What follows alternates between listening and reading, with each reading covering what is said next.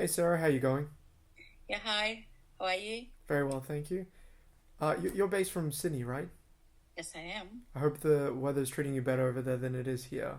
It's Yeah. it's Well, I don't know, but I assume so. yeah, it's typically better than Melbourne. I've been there quite a few times, so I can vouch for that. Mm. And your company is based in Sydney as well, right? Your head office is there. Well, yeah, that's exactly. Okay. So I know we've spoken a lot over email, in regards to your company.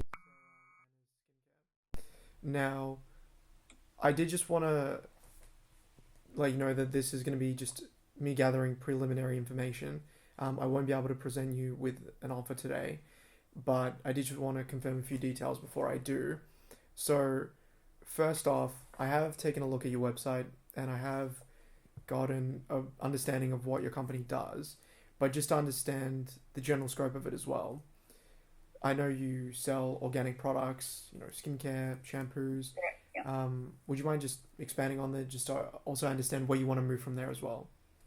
Yeah. So basically, our range of products are all organic, and that's the goal of the company to just sell organic products. And we do sell shampoos, soaps, various other some household cleaning things, and anything that is that we can get our hands on that is good quality, basically organic products. So yeah, I mean, one of the biggest selling lines, probably you're right, shampoos and conditioners and things like that, especially for children.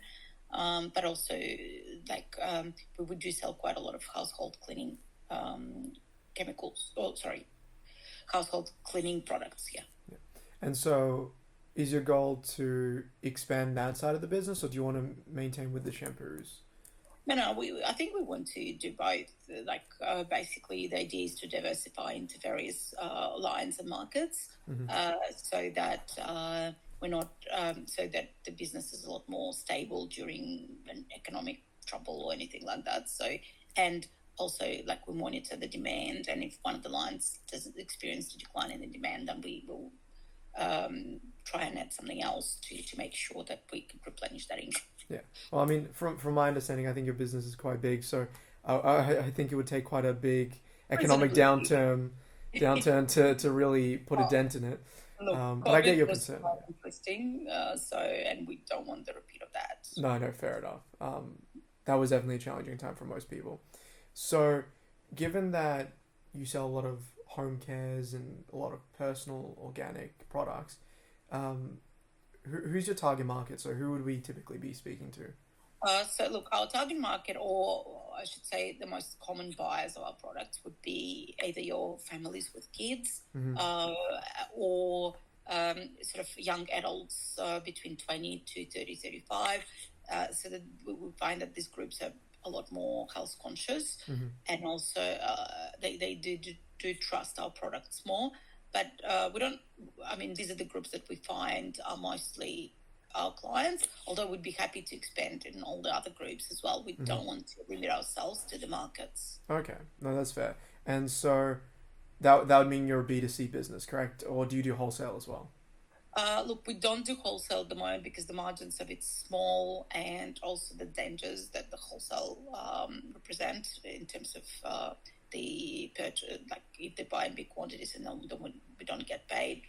So, but look, maybe that's something that we'll look at in the future. But at this stage, yeah, we're just mainly selling to retail clients. Okay, so B2C business. And considering it's a B2C business, I'm sure you do get quite a few inquiries. So how many inquiries would you get per week, do you think?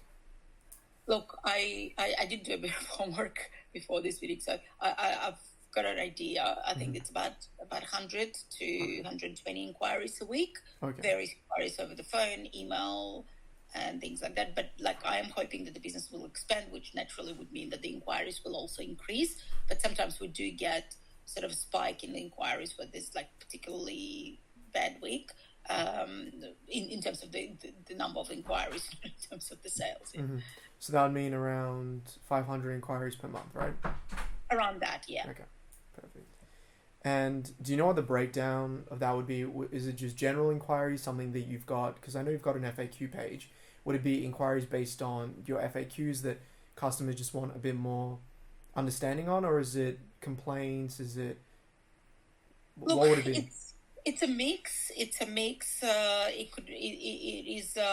Sometimes they are calling about questions that could be answered by our website FAQ, but look, it's a big mix. We don't really have that statistics, to be honest, and this is something that we would be looking into as well. That we're hoping to achieve with you guys if we take you on. That we would know a bit more. But to be fair, there's the inquiry is really very wide ranging. Very wide range. I mean, we can definitely get those statistics for you. I mean, as I'm sure, you Yeah, know, that and would be cool.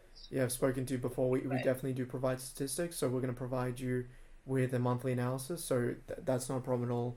And I think it'll be a good eye opener for you as well, because you might find that you know you either get more or less complaints, and maybe we can even fix your FAQ page just to make sure that you're getting less inquiries as well. Now, with the way you're currently dealing with inquiries, do you have a designated team member at the moment, or is it yourself? Who's currently dealing with them? That's the main problem, I think. The problem is that we don't have a designated person. So it's basically whoever gets a chance to answer the question. So whoever is next to the phone or whoever's checking the emails. And it's sort of ad hoc as well. So we don't have a specific time or a person that looks after it. And sometimes it gets so busy and we're so much behind in answering those inquiries that I have to take over and start looking at them, and it takes me away from the business. But I guess we're not big enough to actually have somebody full-time handling it, or it's too expensive for us. And also we don't have anybody to train that person to answer all the questions. Yeah. So, and then what happens as well if that person goes on annual leave or sick leave, we wouldn't have anybody to replace them. And that's a bit concerning. Again, as we're growing, we do need to make sure that our customers are looked after, because it's quite we're spending a lot of money acquiring new customers, but we don't want to lose the old customers that are already there. We also don't want to be losing potential new clients because we don't answer their queries. Yeah, no, definitely. And that would be, I think, a major concern if inquiries are not met. I find that a lot of companies that face the same troubles as you are, you noted correctly, which is these are the problems that they're facing.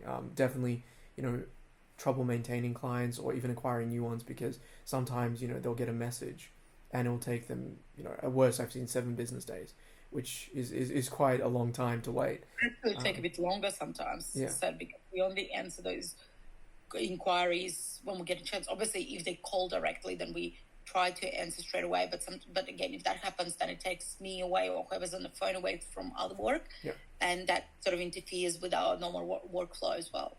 No, that's understandable. So are you finding that to be the biggest challenge, is that you don't have a designated team member, or is there something else that hinders your ability to do that work at the moment? No, I think it's because we don't have one person responsible. So even like sometimes if the inquiry is not answered, there's also nobody who would own who would own that responsibility. So there's even nobody to tell off if the things are not done. No, that makes sense. And so I know you mentioned that you don't do any data analysis at the moment. Well, we don't have time. We don't have the capability. We don't know how to do it. We're not data analysts. We also don't have a system that would actually summarize all those inquiries. Yeah. But you did say you are using a CRM. I remember you saying over messages, but obviously that doesn't help as much as actually presenting the data for you. So given the fact we do that... have CRM, but again, even entering information about inquiries into CRM is ad hoc. Yeah. And if we're too busy, we just don't. Yeah. So given the fact that we'll be doing the data analysis for you, we typically come up with a general categories list. So let's say inquiries, complaints, and then chargebacks. And then within that, we do our own separate categories. But prior to making the list how we see fit, was there any particular categories or subcategories that you particularly want to focus on, that you feel like these are the points of data that would help me personally? Look, I need to think about that. I just can't answer you off the top of my head. Yeah, so fair enough. Well, we can always revisit that. That's not a problem. Yeah. Okay. So Perfect. So that's really all the information I needed. I'll speak to my team and get back to you, and I'll present you with an offer either later today or tomorrow morning, whatever Sure. suits you best. That sounds really good. Yeah. Perfect. So it's a pretty fast turnaround time. You send it to my personal email, not to the overall business email as well, because I just want to make sure that I'm the one who's going to get it. Yeah, of course. I'll send it directly to you, and then what we'll do is we'll set up a follow-up meeting, or we can just talk over messages, whatever you prefer, and then we'll proceed from there. Because you are in Sydney, we will need to. Well, I'll need to come over to you guys, and get it all implemented for the first I'll week. make a really nice coffee. Oh, thank you. I appreciate it. And then after that, we'll be doing it remotely. But for the first week, we'll need to integrate into your business and actually understand how it works. So hopefully in the next week or so, after you sign the offer, we'll be able to meet together and have that coffee and get everything sorted for you as well. I'm really actually excited about this. I'm looking forward to meeting you in person, and also I really do want to know more about my business, and I'm really looking forward to you analysing it. No, my pleasure. And it'll be great to meet you as well. Haven't been to Sydney for a while, so it'll be a pleasure to come back. No problem. All right. We'll speak soon. Thank you. Thank you, Sam. Thank you.